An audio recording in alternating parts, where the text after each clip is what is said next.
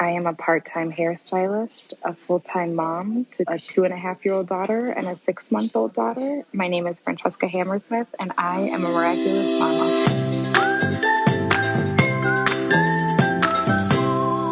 Hey everyone, welcome back to the Miraculous Mamas podcast. I'm your host, Elizabeth Joy, and we believe in empowering women through storytelling and education. I hope that you enjoyed last week's episode with Naturally Nora. She was on talking all about preconception health, which is a lot of information out there that I didn't know. I feel like there's such a lack of education in our healthcare system, educating women on our bodies, on so many different things of our bodies. I feel like I'm just starting to really learn a lot about mine as my cycles come back after having the baby, and my hormones, I feel like, are balancing out a little bit, and I'm getting to know my body a little bit, which I'm super excited about. Since Vito and I will want to try to have another baby in the next year, not have the baby in the next year or so, get pregnant in the next year or so. So it was so much fun talking to her. If you are listening to the podcast, make sure that you are subscribed and that you leave us a review. When you leave reviews for the podcast, it really helps us on the search engine to get noticed, to get out there so that other people can find us. Make sure that you are sharing it and that you join our Facebook group, Miraculous Mamas, to be a part of our mama community. That's where I go whenever I have questions or need advice. I feel like there's just little things that people do not prepare you for motherhood. Like, for example, I just transitioned Jovi out of her swaddle, and I was going to put her in a sleep sack, but the sleep sack was kind of a warm and fuzzy sleep sack. And I'm like, do I put pajamas on her underneath this, or am I not supposed to? So, questions like that, because nobody tells you. And I'm trying to Google it, and they're like, if the baby's cool, you can put pajamas on it, but if they're warm, don't. And I'm like, how am I supposed to know what to do? There's not a handbook for all of this. But that's why I love our community. You can go there with any questions you have, big or little, and somebody, there's a mom who's been there, done that, or people on a similar journey with you. So it's just really nice to have that community. I'm so excited about today's episode. I have Chelsea on from Balance After Baby, and I found her on Instagram. Her account is The Balance After Baby, and she does postpartum support. And I'm at that point, where I need it. I think you need it right after you give birth.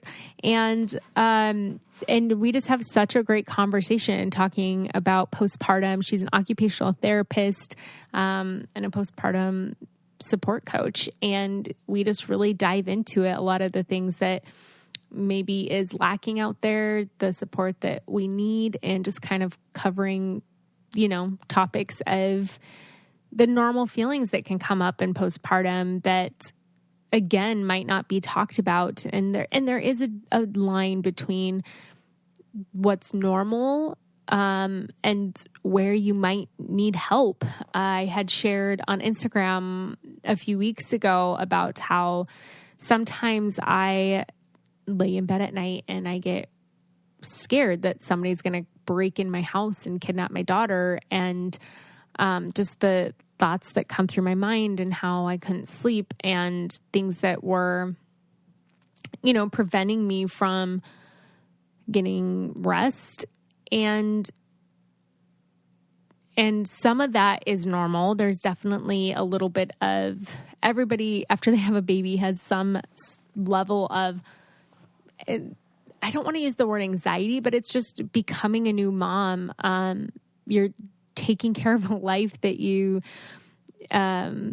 created, and you've never had this responsibility before. And it can be scary and it can be stressful, and you're going to have thoughts that might seem out of your control sometimes, but that's where it's good to reach out and to get some help and see, are they thoughts that are taking over your life? Is it really inhibiting your day? Is it inhibiting your sleep?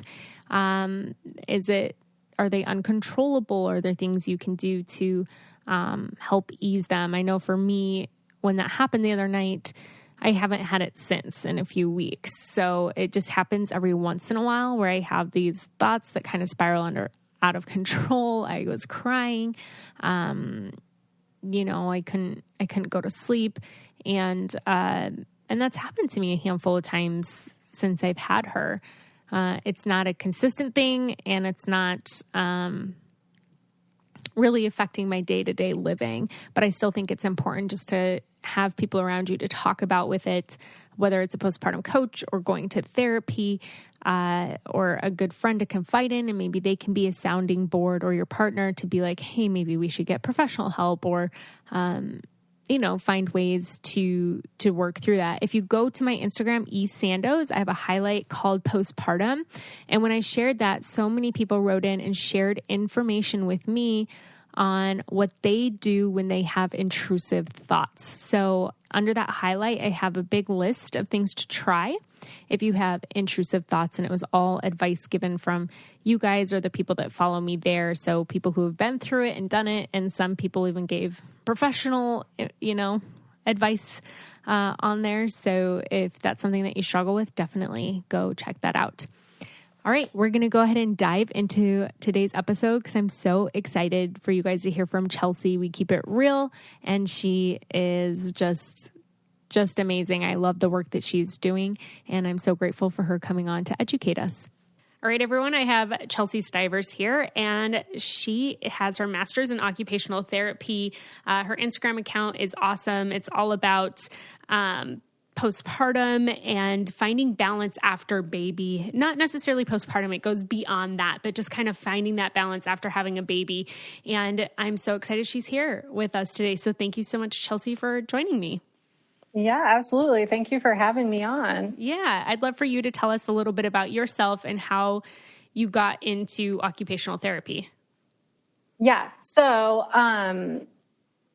okay. It's like such a long story, but, so let me start by, so I was an editorial hairstylist and makeup artist, which is, I always say that. And then people are like, what? Because I don't do my hair or wear makeup anymore.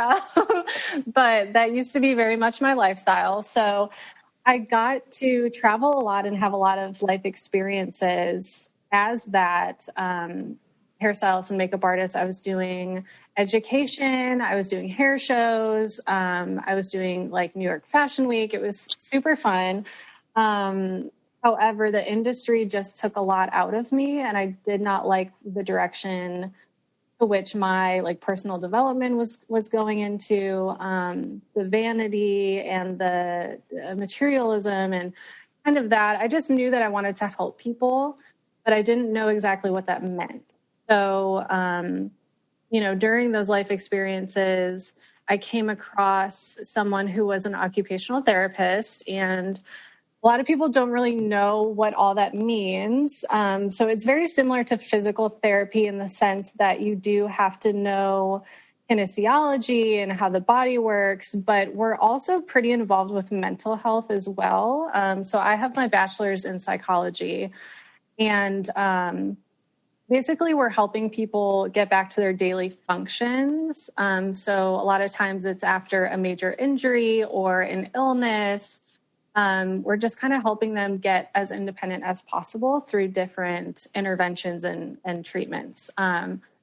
So with that being said, my focus is postpartum. And the reason being is that I struggled a lot with postpartum depression and anxiety after my son was born. I went undiagnosed for about 5 months. And there's a lot to be said about that. And there's a lot of factors that impacted my postpartum depression and anxiety, which we can talk, more about. But essentially, I just felt that there was this huge gap in postpartum support.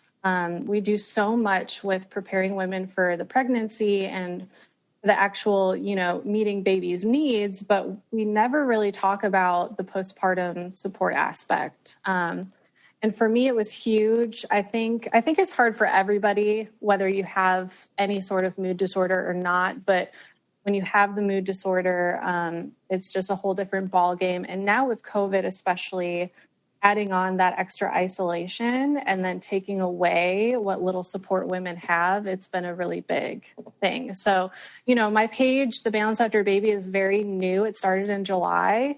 And, so I've kind of been in the middle of COVID and just hearing from all of these moms about, their current struggles and what they're going through. It's like now more than ever, we need that postpartum support. So yeah, that's just a little bit about kind of my mission and all of that. So, Yeah. Well, and like you said, we do a lot of educating on babies' needs, but not on mom's needs, and that's just where it is hard. Because I feel like I remember after having my daughter Jovi feeling like, okay, so they told me that it was hard, but I didn't know it was this hard.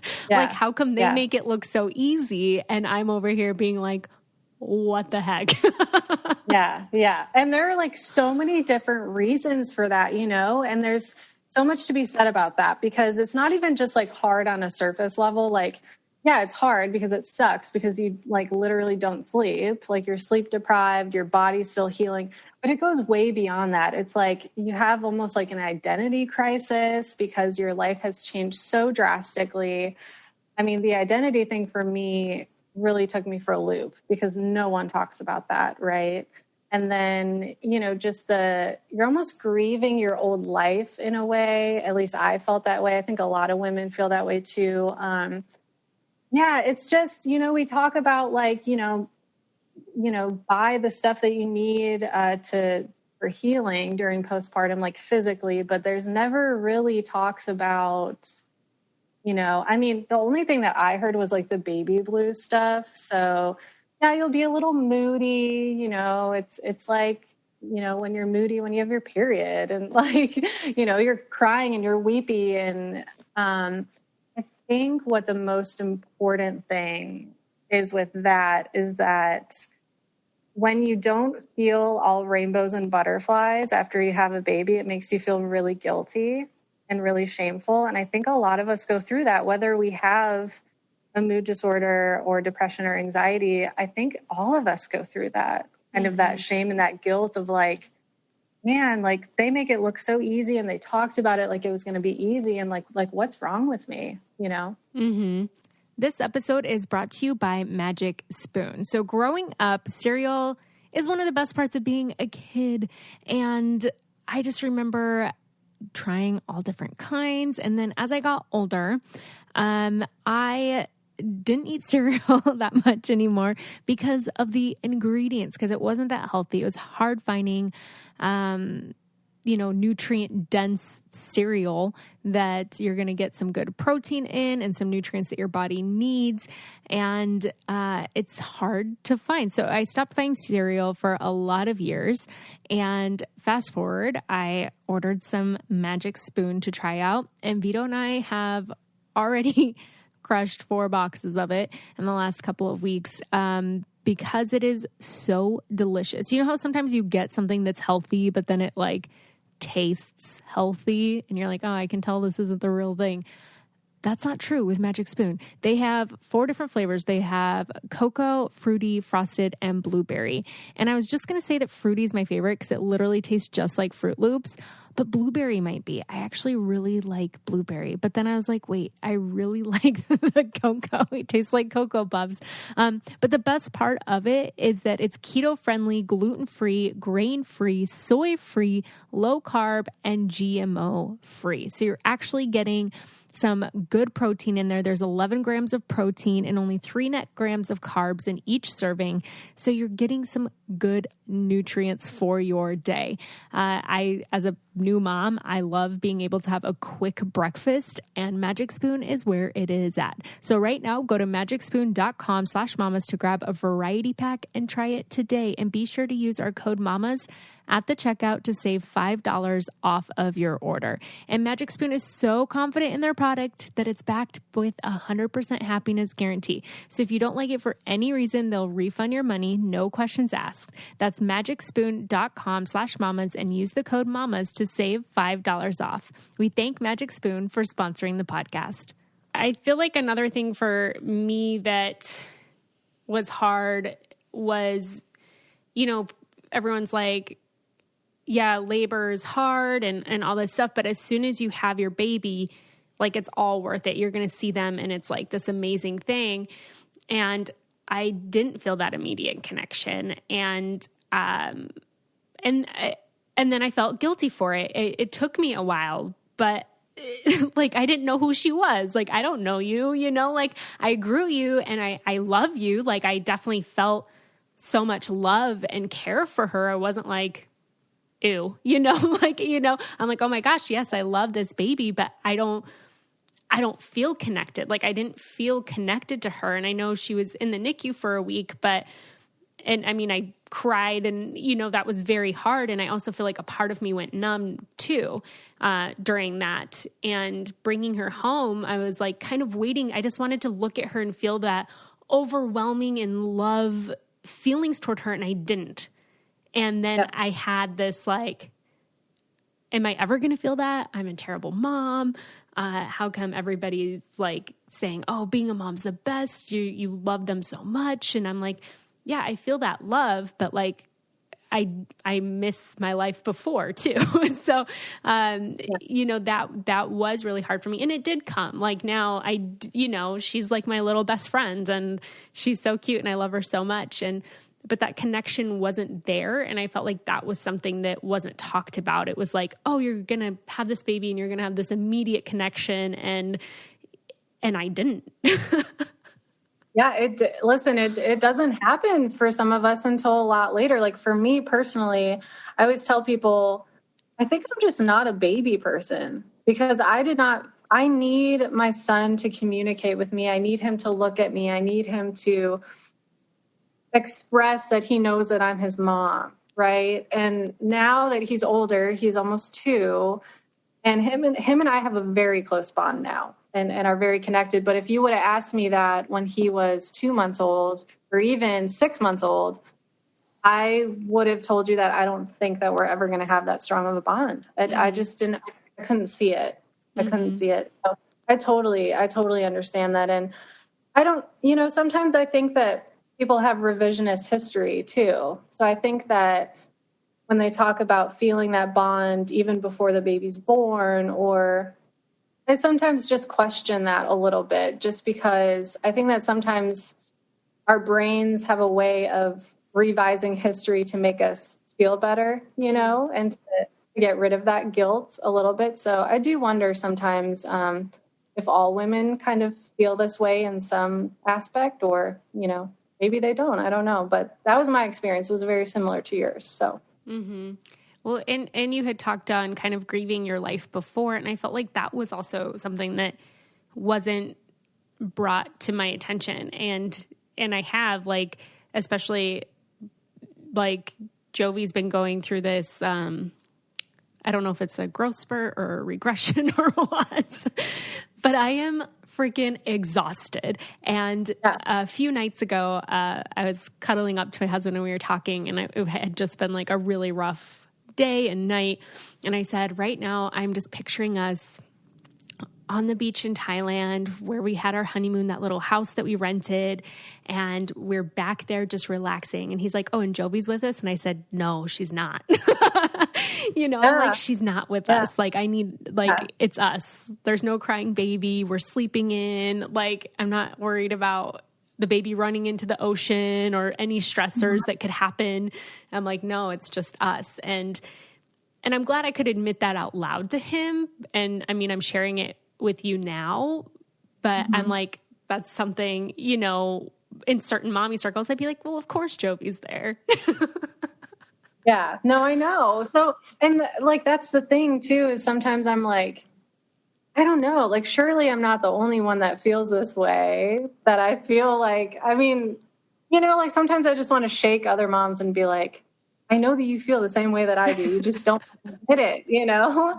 And I think that that's, you know, with social media too, you have to be really careful with like what you're exposing yourself to, because that appearance of everything is perfect, super moms, like I have it all together, is always in your face. And it's like, I know that that's not reality, you know, but yeah, it's hard to grasp that guilt and that shame, you know. And as moms, we feel that guilt and shame in so many different ways, but that guilt and shame in regard to the connection with your child seems to be so taboo, you know. And I personally am not shameful of it anymore, because I know that by me talking about it, it gives other women, you know, the ability to be like, hey, that's me too. And then, you know, they can seek treatment if they need to. But yeah, I think that, yeah, that shame and guilt is huge in so many ways. Yeah. All right. So, you know, when you're having one of those days that you're hitting every red light, you're already stressed out because you're running behind and just nothing's going right. Well, here's a way you can blow off a little steam, and that is with Best Fiends. I love playing Best Fiends. It is the top-rated mobile puzzle adventure game. It gives you hours of fun. It's a very casual gameplay that does not get old, with thousands of levels that seriously never run out. They're always updating and adding new levels, so if you think you're going to run out, you are not. And when I need to unwind, I know that I can count on Best Fiends. One of my favorite things about the game is actually that it is challenging. I like it when I get stuck on a level for a little while and it takes me a while to beat it. And then I beat it and I feel so accomplished. I'm like, yes, crushed it. I also like when I get enough points to be able to like evolve my characters and level them up, which is always fun, and collecting gold so that I can get more plays at the end of a level. And it's also nice seeing my friends on there and getting notified, like, you just passed your friend on a level. And I'm like, sweet.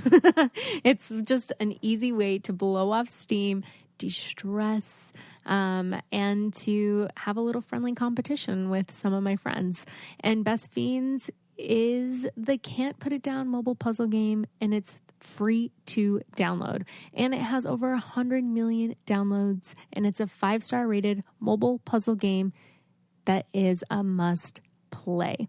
So if you're worried you're going to run out of fun levels, again, do not be. There's always updates and fun things on there. Just don't blame us if you kind of get obsessed with it like I am. Right now, make sure you go and download Best Fiends free today on the Apple App Store or Google Play. That's friends without the R, Best Fiends. Now, back to the episode. So I have a few things that I want to dive into that I know that you talk about, but before we get into that, we were chatting right before the recording and just kind of talking about what we were going to talk about. And I had started to kind of almost share some of my birth stuff. And, like, I know that you talk a lot about like postpartum depression and anxiety. And I feel like there is a part of that everyone might experience, like a little bit to some level, but there's definitely like a difference to clinically diagnosed and, you know, certain levels of it. And I feel like for me, one of my bigger struggles is actually dealing with my birth. Like, coming from, I feel like I'm going to get emotional talking about it, but like being a birth worker and working as a doula, I had this whole vision of how my birth was going to go. And I mean, I did all the work. I did everything that, you know, preparing my body, preparing my mind. I'm very educated in all my options.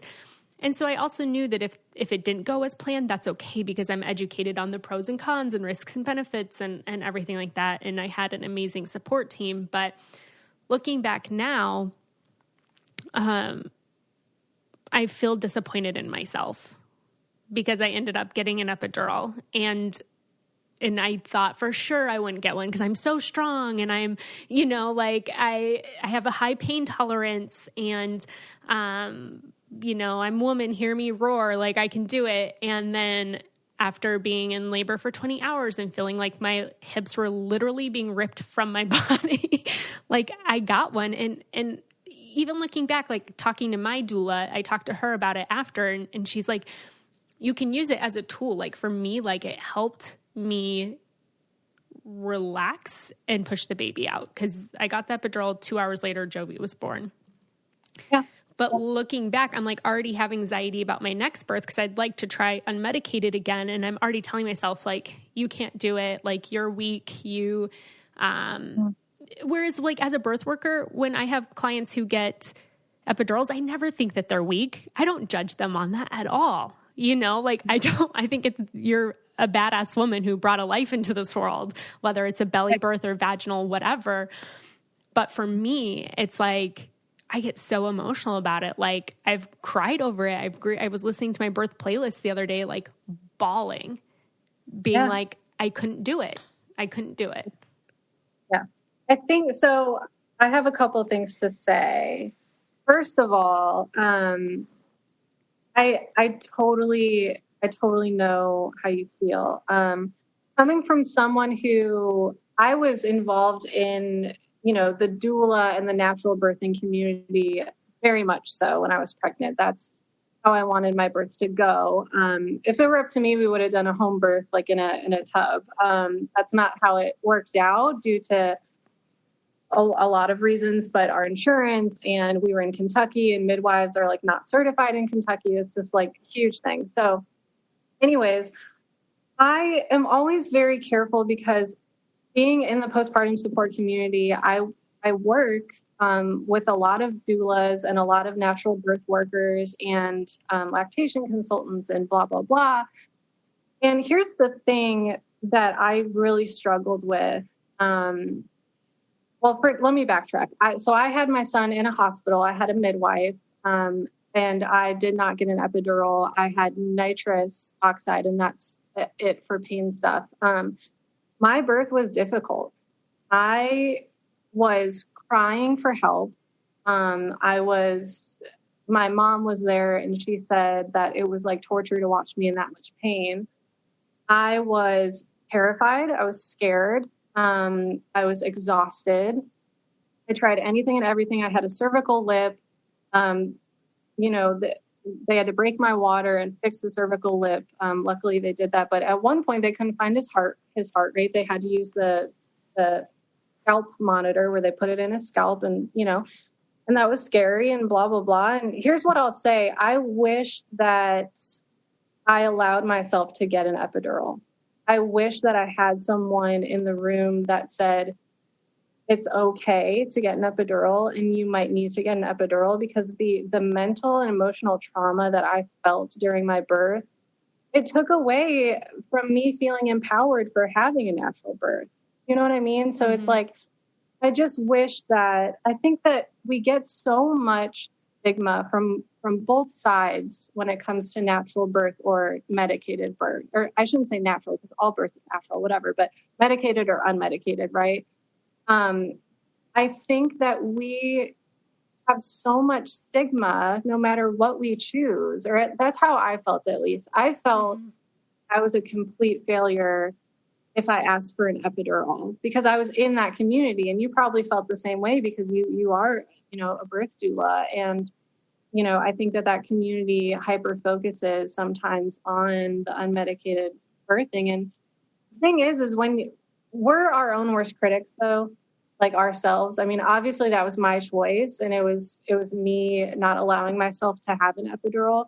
Were there outside forces and pressures to that? Yes, absolutely. But at the end of the day, it's like looking back on it now, I think I would have rather had an epidural so that I could really just bring my son into the world without me being so terrified and in so much pain, right?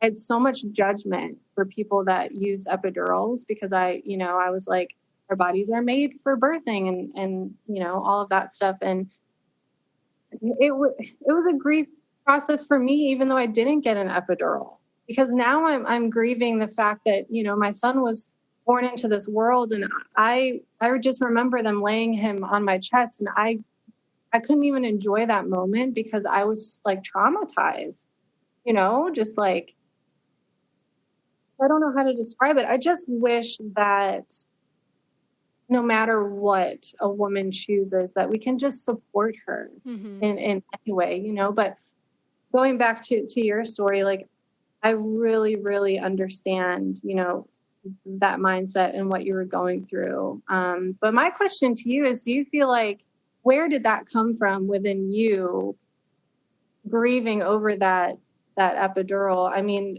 do you feel like it was your community, or was that just you, do you think? I feel like it was just me.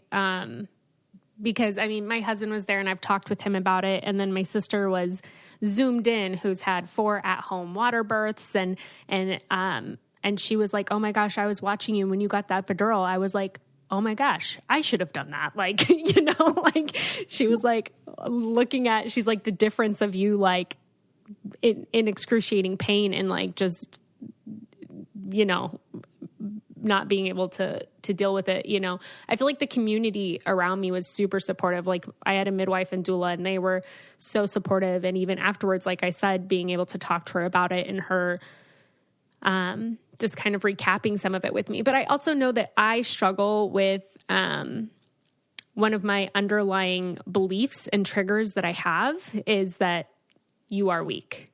So I know that that's something that I struggle with. Like, if somebody thinks that I'm weak, well, usually they're not thinking it. I think that they think that about me. Or, you know, it's something that's, I think, especially in my marriage, like my husband, and he's noticed in me, like, I hate feeling like I'm stupid, and I hate feeling like I'm weak. And those are like my 2 deep cut things where it's like, you know, that everything stems back to that. Like, oh, well, you just think that I'm stupid, or you just think that I'm weak. And so I know that that's like an internal deep thing for me that I have to work through. But like, giving birth is such a huge event, and to feel weak in that moment when I'm, you know, one of the most life-changing moments of your life, like, that's what I'm grieving through, or trying to like process that I'm not, you know, like, that's like such a huge moment. And then for me to be like, oh, well, I'm weak, you know? Yeah. No, I do. And you know what? I think that it's very, very rare to find someone who 100% believes that their birth went exactly how they wanted it to. I know that, you know, I hear so many stories from women that do experience that. I think a lot of times it's in like the home birth setting, which is great. But I think that we put so much expectation on ourselves, and we plan it out how we want it to go. And we think that it's going to go that way because it's our bodies. It's us. Like, I can dictate my body giving birth in whatever way I want to, right? But it just doesn't plan out that way. And I think for me, I did not understand the mental game involved in giving birth. And I think that was the biggest thing for me, that I wish I would have given myself a little more grace. I'll say that. Yeah. Yeah. So I think that it's something that almost all of us struggle with, is kind of playing that birth over and over. And I don't know if you were like this, but for me, I played my birth over and over and over again in my head. You know, just what could I have done better? Or, you know, what could I have learned from next time I'm going to try this, or, you know, I'm going to do better with this. And that's not very helpful, right? I mean, why can't we just take a step back and be like, we brought life into this world? Like, that is amazing. That's like cosmic. That's like, you know, I mean, it's just like amazing. But again, it's like the pressure that we put on ourselves. And then if we feel pressure from society or from our communities as well, it's just a lot. Yeah. No, it is. So I'd love to dive into a few things that you touch on, and one of them is, so if you have a friend who is struggling with postpartum depression, because I know I've talked before, like what are the signs for you, but I feel like when there's somebody in your life who may or may not, what is the best support that, as from an outside person, that you could give to them?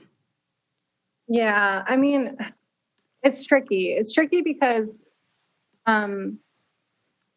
there's so many different variances with people struggling during postpartum.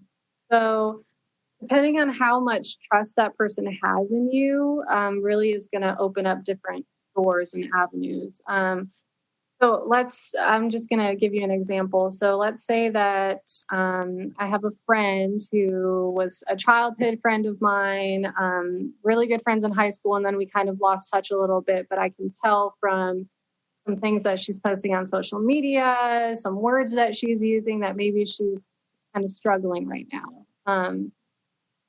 I think one of the most important things to do is just genuinely ask that person how they're doing. And I mean how the mom is doing. So you don't even have to ask about the baby, right? Because everybody asks about the baby. The baby's fine. The baby's doing great, right? The needs are being met. But to actually like ask the mom, how are you doing? How are you really doing? You know? And even further, is there anything that I can do to help you? You don't even have to say, is there anything I can do to help you? It's what can I do to help you right now? I mean, it's really simple kind of dialogue like that goes a really long way. And then based on their answer, you can move forward. They might need more help. They might need access to resources. Or I think for a lot of moms too, when they're struggling in the postpartum period, it's knowing what's normal and what's not normal. So if you yourself are educated on what you think is normal baby blues or what requires more attention, then you're able to help people, right? Because if you're not aware, you're not going to be able to advocate or, to help that person. So really to educate yourself first and foremost. And then, like I said, just genuine concern and care and validating that mom's feelings and struggles, whatever she's going through, just sit there with her, listen to her, validate what she's going through. You don't have to turn it into this toxic positivity thing, which I talk a lot about, which a lot of people find this very controversial. But if someone is struggling and they're saying, hey, I'm really struggling right now, you don't have to say, well, it could be worse. Or I saw on the news, this mom had this kid, this happened, all these what ifs and worst case scenarios. Just let the mom be, like, let her feel, let her struggle, and then offer help.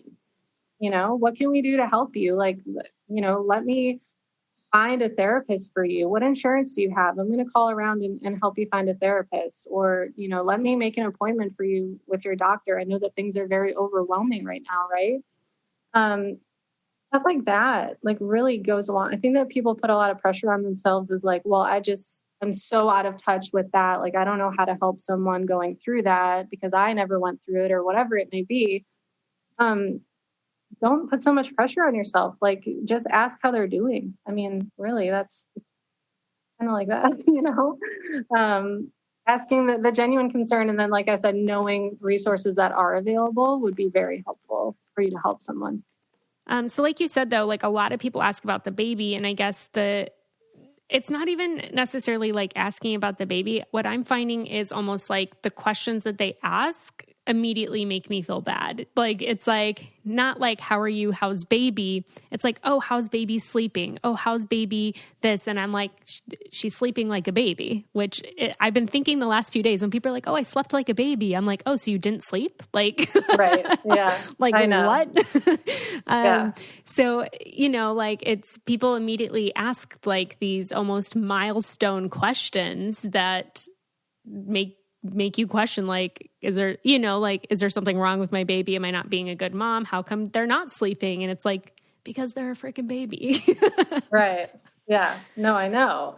It's the way that people ask questions. Like, for example, it's like, well, are you breastfeeding? It's like, well, why does it like just like, you can ask me how I'm feeding my baby maybe, but like, Right. you know, to just make those questions that are actually more like, I don't know, they're like insertions or something. They just come off the wrong way. So yeah, I mean, just asking the mom, like, how are you doing? How are you feeling? You know? Yeah. Mm-hmm. Yeah.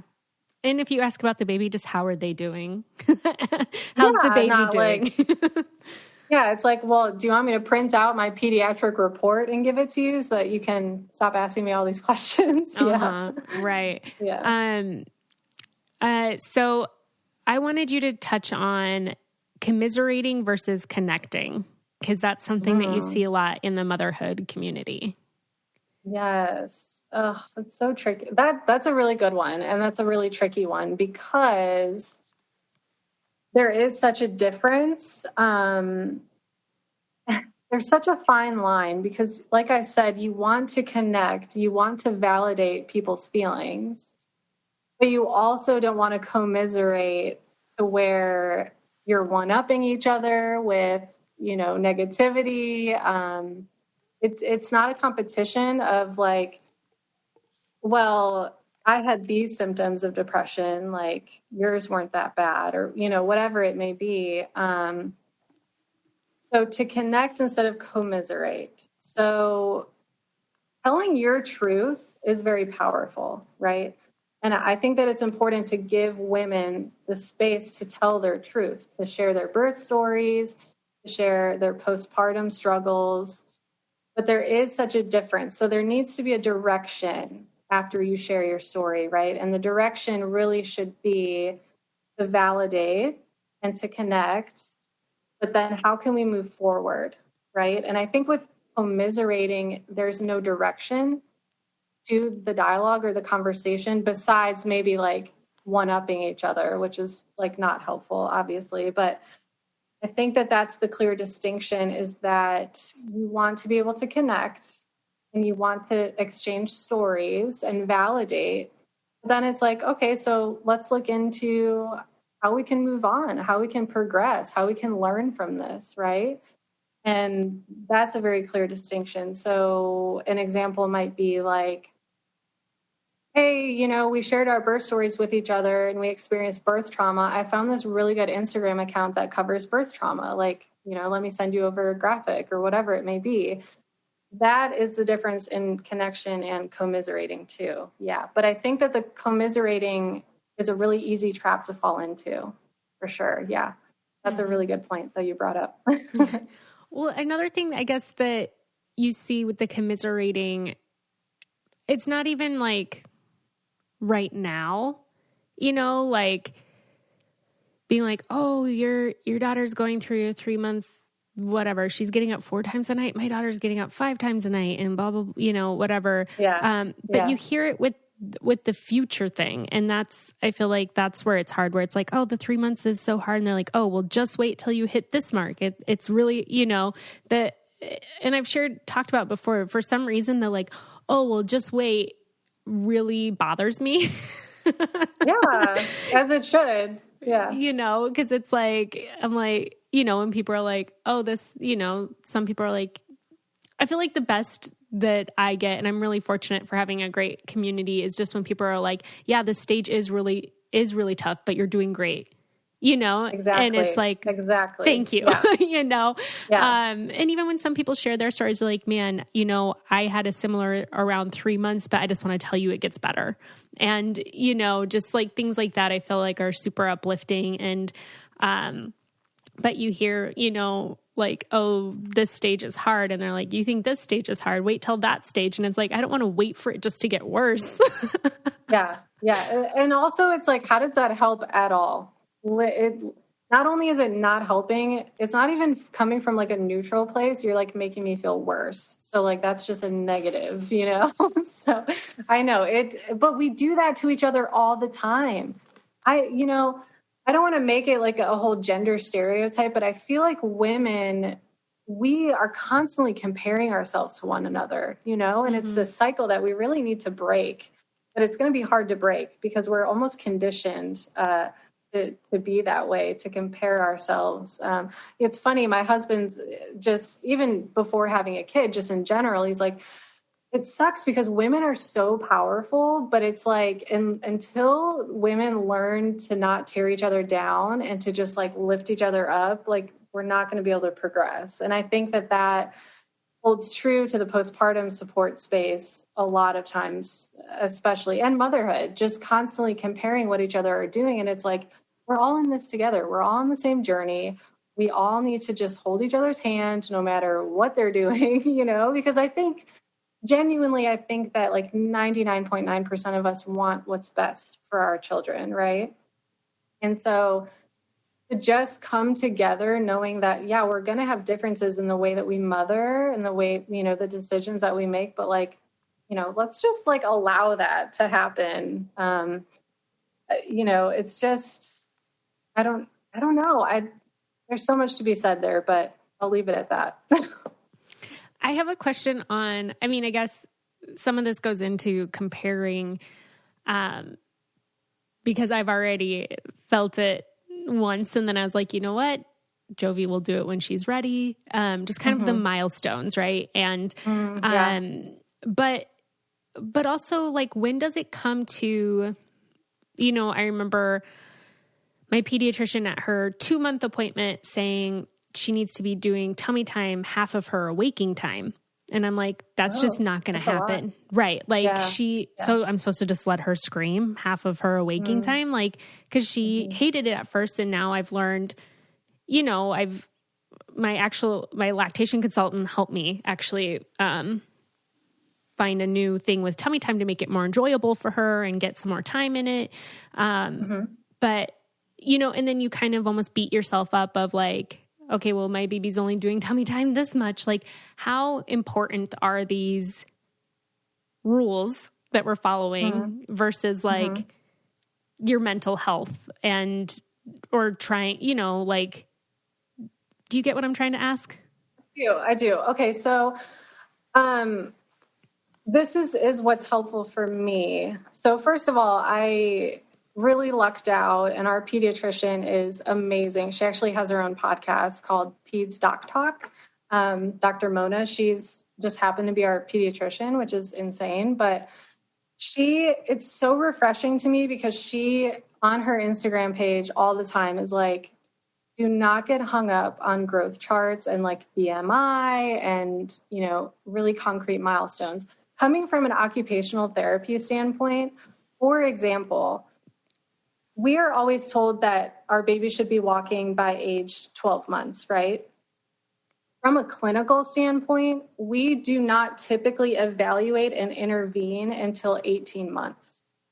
So that shows you that's 6 months of discrepancy, right? Between what textbook says and what the pediatrician may say, and then clinically, what is clinically significant, right?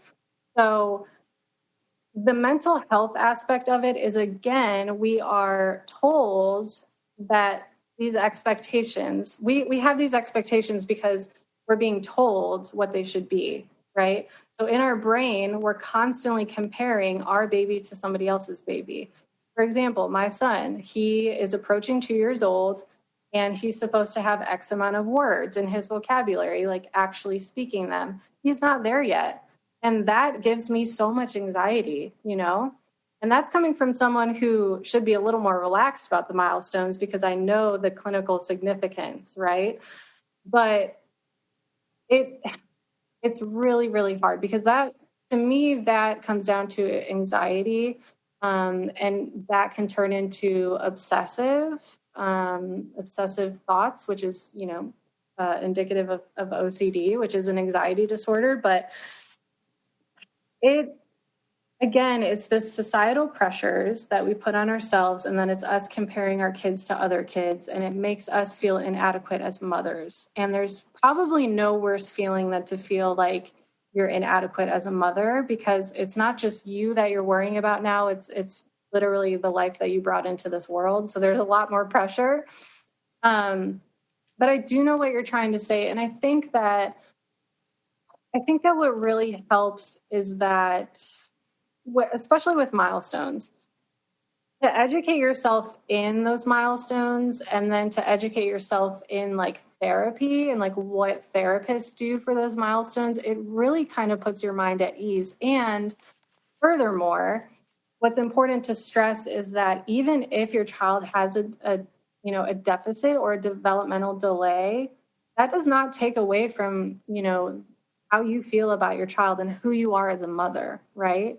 That's what's really important, is that our children are so unique. They're, neurodiverse, and their bodies are all different. And the way that they progress as human beings is different as well. Like, how could we possibly expect all children in the world to develop at the same exact time, doing the same exact things?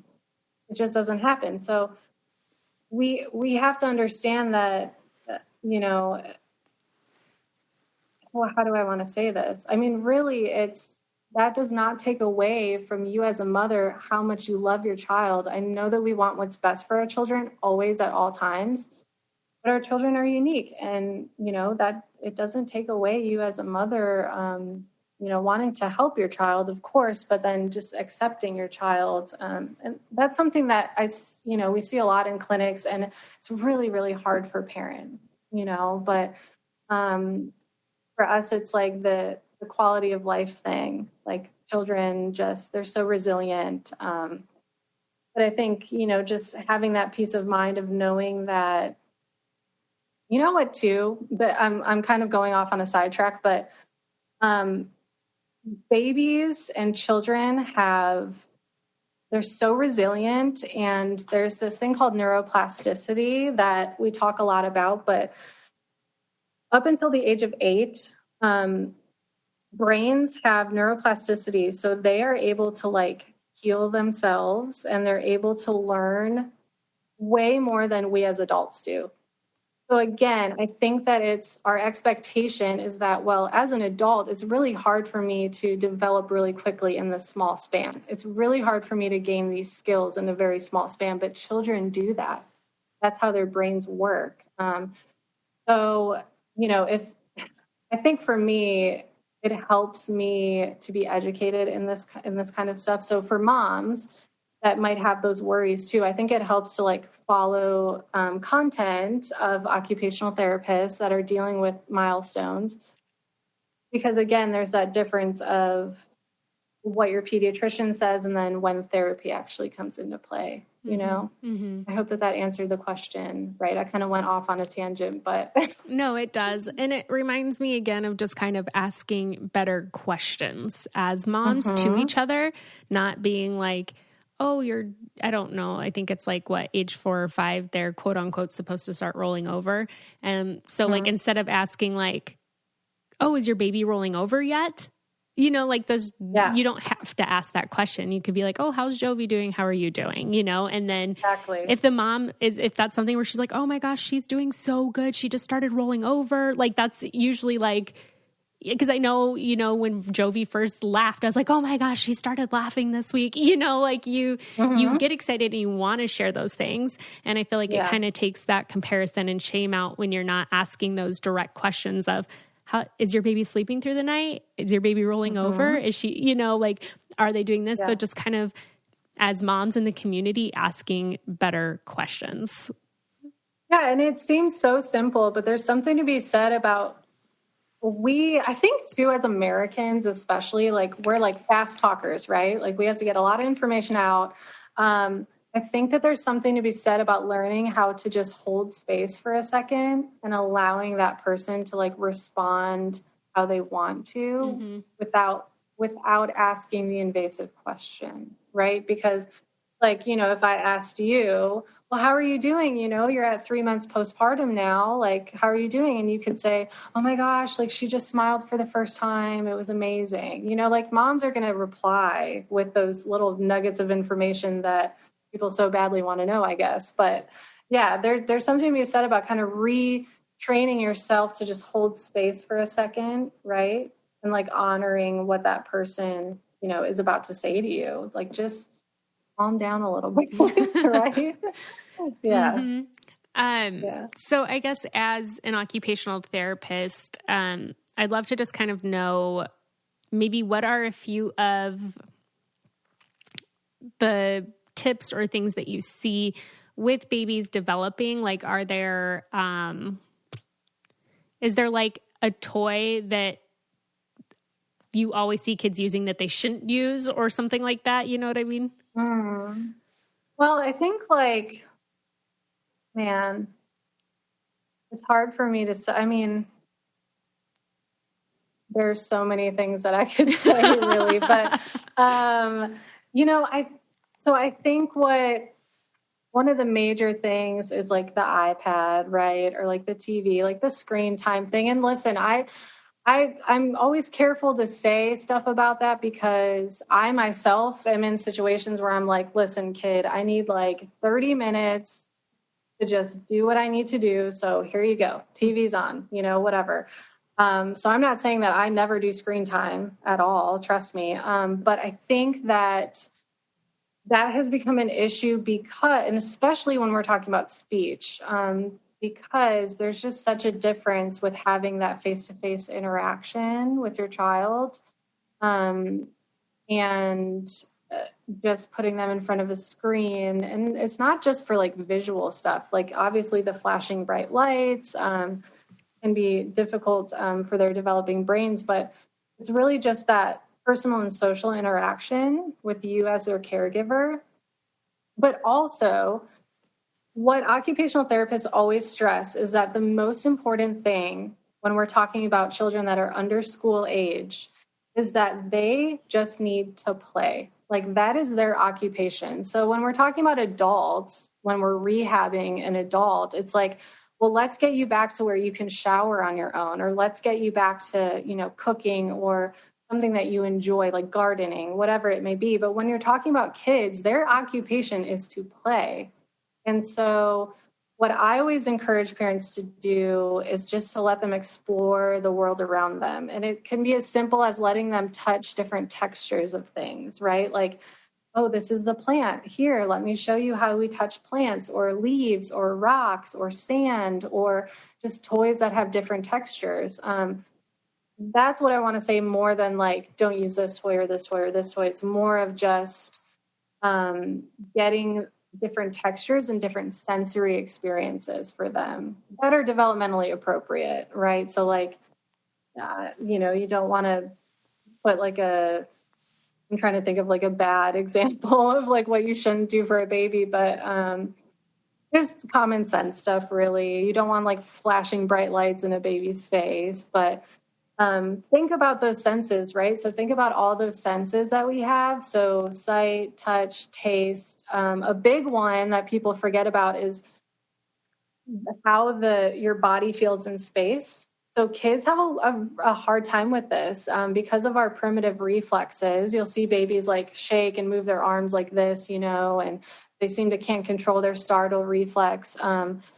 So what helps with integrating that is getting their body, having them feel that their body in space, like what that feels like. So that's why swaddling is cool for like little kids too, because that stops their startle reflex. They feel what their body feels like, right, against something else. So, you know, I want to say that because it takes away the pressure of like, is this toy okay? Is this toy okay? It's more of just like, just think about the senses that they're developing and then, you know, their world around them and just kind of integrate those together, if that makes sense. I think for me especially, I used to have a lot of anxiety when my son was a baby with like entertaining him all the time. You know, like I was on Pinterest, like activities for 3-month-olds, mm-hmm. you know, and it's like the most important thing that you can do for them right now is introduce them to all of their senses and all of the textures, because that's how they observe the world around them, is through all of their senses. That's why babies are constantly putting things in their mouth, because that's how they explore their world around them. So yeah, I like to say that. I mean, you know, there's so much research and so much information out there for toys that are good and bad. But yeah, just exploring all of their senses is the most important. Yeah. It's like how they always joke how you buy a kid a gift, but they'd rather play with the box, you know? Exactly. Really anything that they shouldn't play with, they want to play with. So yeah, I mean, that's the thing too, is like foster imagination, like foster independent play. Yeah, I think that we feel like we always have to entertain our babies and our kids, and it's like they need to learn how to play independently as well and like be imaginative. Yeah. Mm-hmm. Yeah. I was reading about the texture thing not too long ago. And so I started a routine though in the morning with our dog is that we pet him good morning. So I take her hand and like show her how to pet the Yeah. dog. But I mean, her fist is usually Mm-hmm. clenched. So I like try to open it and I'm like, good morning, Yes. Hutch, pet the dog. Good morning, Hutch. This is how we pet Yes. him, Mm-hmm. She doesn't get it, but I'm like, well, we'll try it anyways.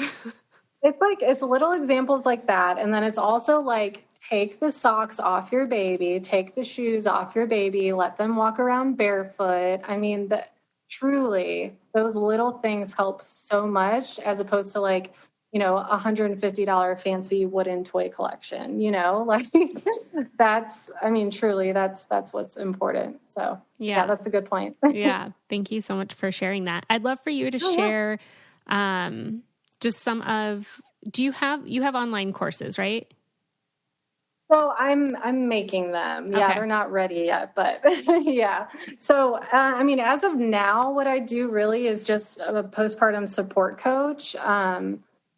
I have a lot of things in the works, but that's kind of what I've been focusing on is just postpartum support coaching. Eventually, I do have courses that are being built as we speak. That'll take probably quite a while, but my main focus is really to get women prepared for their postpartum period. I think that having a postpartum plan is really important and it's never talked about. Yeah. So that's kind of been my focus really. And then supporting women who need that extra support. I don't love the term coach, but I don't really know what else to call it. But, just providing extra support for moms that are in their postpartum period and new motherhood in a lot of different ways. But that's what I've been focusing on. Mm-hmm. So. You have tons of like blogs and resources on your website and stuff. So I encourage everyone to definitely go check those out. I have a question about the postpartum period real quick. Cause I was thinking about it today. Because they say your fourth trimester ends at 12 weeks. But you're still postpartum. So how long, I guess, technically is the postpartum period? So clinically speaking, it's typically 12 months. Okay. I don't like the term postpartum. I don't like the label. I'll say that because here's why. Someone can be diagnosed with postpartum depression and anxiety, and it can go past 12 months, which I know people are like, oh my God, it's true. You need proper treatment in order for it to go away, right? And it's cyclical. But if someone feels like they have postpartum depression and anxiety, but it's after 12 months, that label of postpartum could prevent them from seeking help, right? Because they're like, well, there's no excuse for me now. Now it's been past 12 months. So now this is just my life, right? I'm just going to be miserable like this because I don't fall under the postpartum depression and anxiety. This just must be my existence now. Like this is who I am now. I don't like that label, but yeah, clinically speaking, it's up until like 12 months typically. I always tell people too, because one of the biggest questions I get asked is like, well, when does baby blues end and postpartum, depression or anxiety start? And baby blues should be over by 2 weeks. I think that people get surprised by that because they're like, well, I'm feeling like this, but I'm at week 6. And it's like, you need to talk to your doctor then, so where again, the perpetuating that dialogue of like, oh, this is normal. Like, you're exhausted. You feel this, you feel that. It's not good because a lot of people won't seek treatment because of these labels that we put on things. So, yeah. Yeah. Well, I encourage everyone listening to definitely check out all the resources that Chelsea has. Where can people find and follow you at? So on Instagram, it's at The Balance After Baby. And then my website is www.thebalanceafterbaby.com. And you'll find everything on that. We do have Facebook, but way more content on Instagram. So I always encourage Instagram as being the best. But awesome. And I will have links to that in the show notes. I just want to thank you so much for coming on, Chelsea, and for chatting with me and just sharing all of the awesome information. And I'm excited that I came across your account because now I can share you as a resource as a doula for postpartum as well. I'm always looking for things to like refer people to and even coming up with a postpartum plan, like you were saying. Yeah. So I'm super thankful that I found you, and thank you so much for coming on. Oh yeah. Thank you. Thanks for having me. I just love talking to her. I love the work that she's doing. She's just such an amazing woman. And I feel like I resonate so much with what she was saying. And, you know, I feel like I could have talked to her about so many things, just kind of being in the thick of it. You know, postpartum is, I feel like there's nothing anyone can say or do that will prepare you for being a new mom. You can read the books, you can get advice, you know, you can take a course, but until you're in it, then you're like, oh my gosh, I get it. And I feel like it gives you a whole new perspective. Like to me, I see my mom completely different now. Like the way I look at Jovi and care for her, I'm like, oh my gosh, this is the way my mom looked at me and cared for me and wanted to, you know, take care of me and protect me and love me and nourish me. And it's just kind of a whole new perspective. Cause also I'm like, holy crap. Like on the moments where I'm like, I'm not sleeping and she's crying and it's been rough. And I'm like, oh my gosh, like I put my mom through this, you know, and she loved me enough to continue to care for me and continue to love me and take care of me. And so motherhood is hard. And I just want to say to all the mamas listening that you are doing a great job. You're doing amazing and that you've got this. And if you don't have a support team, definitely connect with the Miraculous Mamas community on Facebook and see if there's any mamas in there in your area that you can connect with as well. I know that it's hard doing it alone, and especially right now with COVID and all this stuff in the world, it's hard to maybe make friends. I know for me being a new mom, it's not like I can go to some mommy group things because none of that's happening. So online, I feel like is a great way to connect. I know there's tons of virtual meetups and things like that. So definitely connect in the Facebook group and look and see if there's anything in your area or virtual groups that you can get involved in. I know that Boston Naps, they have a new mom community that's awesome. So you can check them out as well. But I want you to know that you are not alone in this and that you got it and that you're doing an amazing job. Well, I'm so excited to continue just hearing from experts and hearing stories and continuing to learn with you guys. I have tons of interviews that I've been doing, so I'm so excited to keep rolling out the guests that I have lined up that are coming on, and some of them I've already talked to and just continue to learn and grow from. And I'm really excited what 2021 has for us. Make sure again that you're subscribed and that you leave us a review and that you're keeping up to date on the Instagram. I post all the information about the guests on there. And let me know what you want to hear. Let me know who you want to hear from, what topics you want covered. I look into all of that when you guys reach out to me. I hope that you have an amazing week, and I love you so much. Bye. If you want to be the most interesting person at the cocktail party, well, hop on over and listen to the Brain Candy podcast. Our award-winning content will have you laughing whilst you're learning. We read all the best articles, books, and studies and keep up with new TV shows, documentaries, and pop culture. Then cram it all into 2 shows a week. Conspiracy theories, cannibal rabbits, unsolved mysteries, the history of the Walkman. There's something for everyone. The Brain Candy podcast. Find our link in the show notes. Or simply search for the Brain Candy podcast on your podcast app.